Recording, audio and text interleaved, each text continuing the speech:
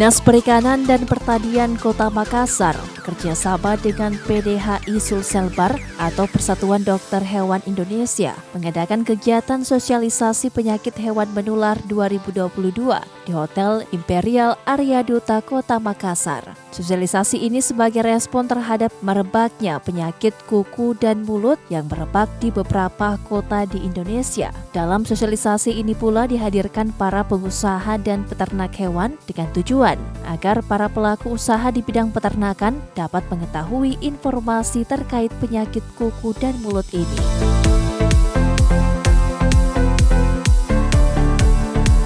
Kegiatan yang dilaksanakan pada hari ini sehubungan dengan merebaknya wabah penyakit mulut dan kuku di beberapa provinsi dan kabupaten Indonesia, maka pemerintah kota melalui Dinas Perikanan dan Pertanian Kota Makassar melakukan kegiatan sosialisasi penyakit hewan menular untuk tahun anggaran 2022. Dinas Perikanan dan Pertanian Kota Makassar berkewajiban merespon cepat, menginformasikan kepada masyarakat, terkhusus kepada masyarakat Kota Makassar dan terkhusus lagi kepada peternak-peternak, pengusaha-pengusaha ternak yang berada di Kabupaten Kota Makassar dan kecamatan kelurahan yang berada dalam wilayah Kota Makassar, sehingga informasi tersebut dapat diketahui dan dapat dicegah lebih dini mungkin.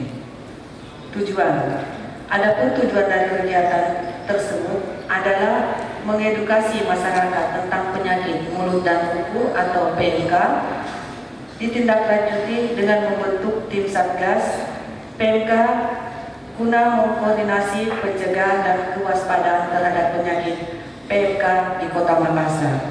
Jadi mohon izin Ibu Staf Ahli, setelah kegiatan ini sosialisasi yang kami lakukan pada hari ini, insya Allah tidak lama 1-2 hari kami akan dibentuk Satgas, karena telah hadir juga bapak-bapak dari TNI Polri.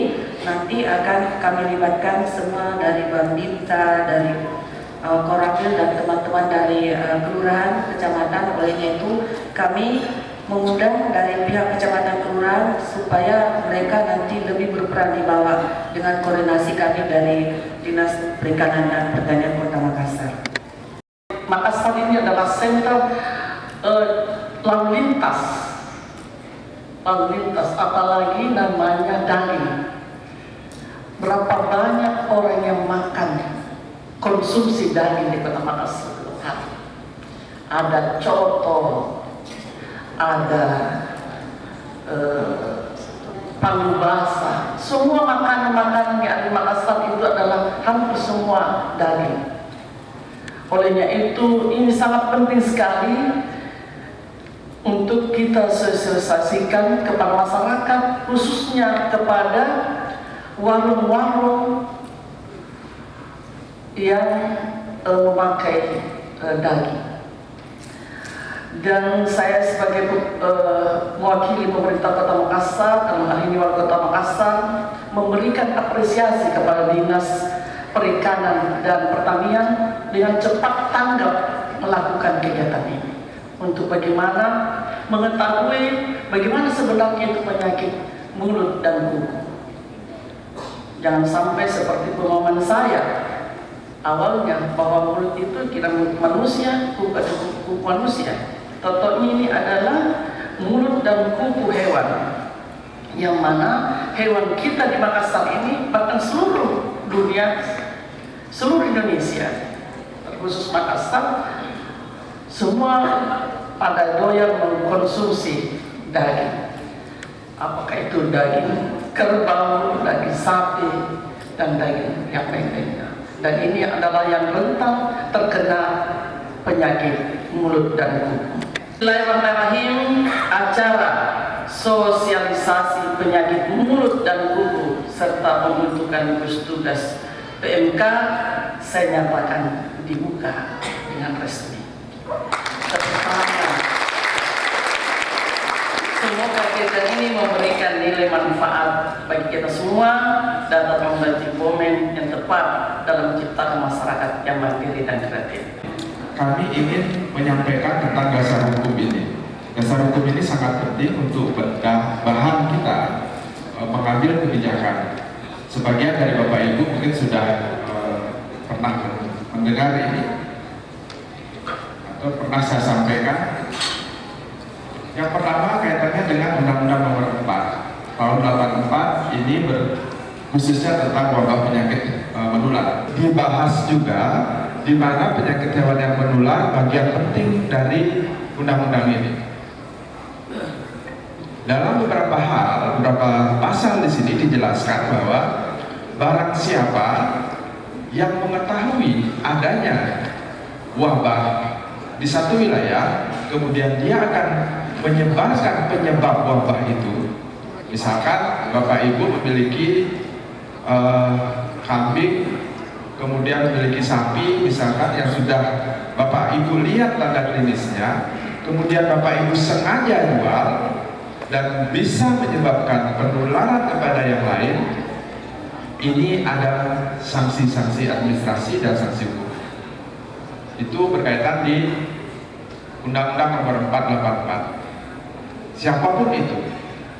Kemudian di Undang-Undang 18 Nomor 9, kemudian junto berkaitan dengan pasal ini mengenai peternakan dan kesehatan hewan, juga dijelaskan hal yang sama, bahwa dalam kasus penularan penyakit, peran kita semua, khususnya penyakit hewan, karena ini akan membahas tentang peternakan dan kesehatan hewan, peran semua pihak sangat strategis untuk mengendalikan penularan penyakit.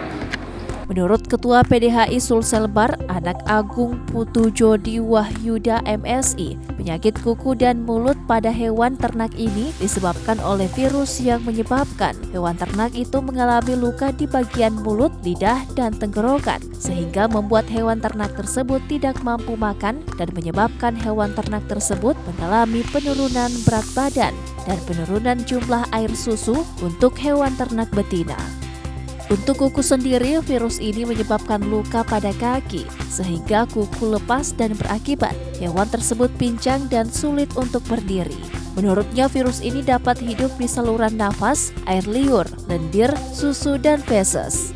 Selanjutnya, Dr. Agung mengungkapkan bahwa virus ini memiliki potensi yang sangat kecil menular ke manusia, dan kalaupun ada, daging dari hewan ternak yang terjangkit virus dikonsumsi oleh manusia, hal tersebut tidak akan berpengaruh terhadap kesehatan manusia, dengan catatan daging harus diolah dengan cara yang bersih dan dimasak pada suhu mendidih. Ya, penyakit PMK ini disebabkan oleh virus, jadi virus yang kalau tadi disampaikan berkaitan dengan jenis RNA namanya. Virus ini cukup sensitif karena sedikit banyak sekali hubungannya dengan strain-nya. Strain-nya ada 7, serotipenya ada 7, kemudian strain ada 60. Artinya virus ini sangat sulit kita sebenarnya deteksi kalau kita ingin mengembangkan vaksin. Kenapa demikian? Karena harus homolog pada satu. Nah, yang paling penting dari virus ini adalah dia tidak menimbulkan permasalahan kesehatan di masyarakat. Artinya tidak menular di masyarakat. Nah, yang perlu diwaspadai adalah bagaimana kita mengawasi tanda klinisnya. Tanda klinisnya adalah ada lepuh di bagian mulut ya, dan lidah, itu seperti sariawan, kemudian ada perlukaan lepuh juga atau sering disebut dengan vesikel di bagian kuku dan di bagian perbatasan antara kuku dan jarinya. Jadi ada perbatasan di situ disebut dengan corona tadi. Kalau daging yang terpapar, misalkan ada hewan yang terpapar kemudian disembelih, itu tidak menimbulkan penularan pada manusia. Yang paling penting adalah penanganan dagingnya. Jadi yang pertama, daging tentu harus dimasak dengan baik, karena kalau tidak dimasak dengan baik, karena ini kebetulan si virus ini mati di suhu 70 derajat selama 30 menit saja itu sudah mati. Nah, yang kedua adalah memastikan beberapa organ tubuhnya tidak dikonsumsi seperti kepala, organ dalam, kemudian di di daerah tulang, itu juga. Yang paling penting juga kalau bisa melayukan, misalkan punya kambing, kita punya kambing kita sembelih, biarlah barang beberapa jam itu sebelum dikonsumsi, sebelum diolah, itu kita gantung, kita layukan supaya benar-benar seluruh darahnya itu menetes dan kita aman. Kita belum menemukan, mudah-mudahan tidak menemukan karena ini sangat berbahaya buat penyediaan sapi-sapi dan kambing di saat Idul Kurban ini. Siap, saya kira. Demikian, jadi kewaspadaan kita bersama termasuk media kami harapkan juga bisa. Kegiatan ini menurut Kepala Dinas Perikanan dan Pertanian Kota Makassar, Evi Aprialiti SEMM, sangat penting untuk dilakukan karena dengan kegiatan ini, maka warga Kota Makassar terutama yang bekerja di bidang peternakan memiliki wawasan terhadap PKM ini. Selain itu, pihak Dinas Perikanan dan Kehutanan Kota Makassar juga nantinya akan membentuk tim Satgas yang bertugas mengawasi hewan ternak yang akan masuk di Kota Makassar. Pengawasan hewan ternak ini nantinya akan dilakukan dengan proses karantina untuk memastikan hewan yang masuk di Kota Makassar terbebas dari penyakit kuku dan mulut. Kami baru melakukan sosialisasi hari ini untuk penyakit hewan karena kami menunggu setelah turun dari surat dari Kementan dan surat dari Gubernur, maka surat edaran ditindaklanjuti surat edaran dari Bapak Wali Kota Makassar. Kami sudah audiens kepada beliau dan kami sudah mengumpulkan teman-teman dari TNI Polri dan teman-teman dari SKPD yang terkait. Nah, hari ini kami melakukan sosialisasi untuk membentuk Satgas. Yang kami undang hari ini yaitu peternak, pengusaha-pengusaha ternak, pedagang-pedagang dan teman-teman dari SKPD, dari kecamatan, kelurahan, TNI Polri, Babinnas, Babinsa, dan dari Koramil dan semua tokoh-tokoh masyarakat yang memang pengusaha-pengusaha ternak yang mana berperan dalam hal ternak sapi, kambing, dan kerbau. Kami setelah kemarin kami menyampaikan kepada Bapak Wali Kota bahwa kami akan melakukan sosialisasi. Setelah itu kami membentuk tim Satgas. Tim Satgas itu di mana nanti terlibat itu SKPD terkait seperti dari Satpol PP, dari penanggulangan bencana, dari Kominfo dan kecamatan kelurahan. Tugas kami itu nanti selain untuk menjaga perbatasan lalu lintas ternak yang masuk di Kota Makassar, baik itu dari pulau-pulau pesisir maupun dari kecamatan-kecamatan yang mana tidak formal masuknya.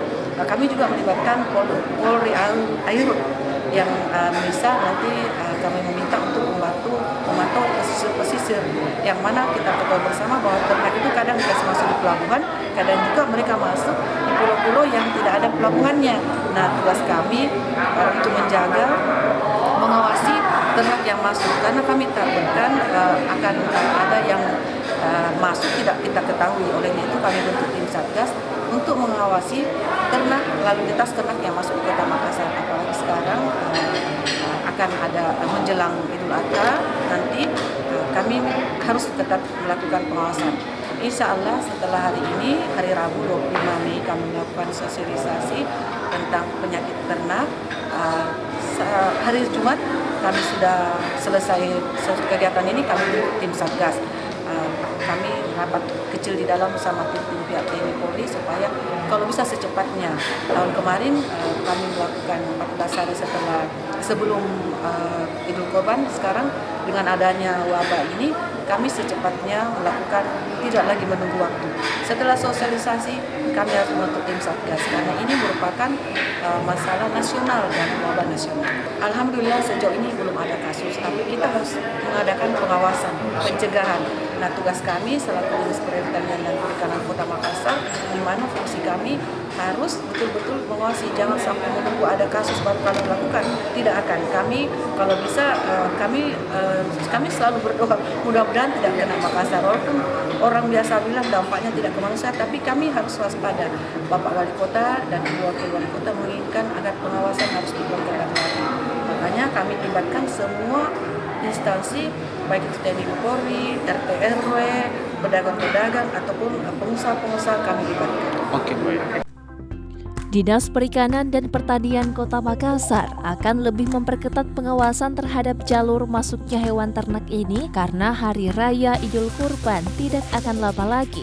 Dan saat itu merupakan waktu di mana permintaan hewan ternak masuk di Kota Makassar sangat tinggi.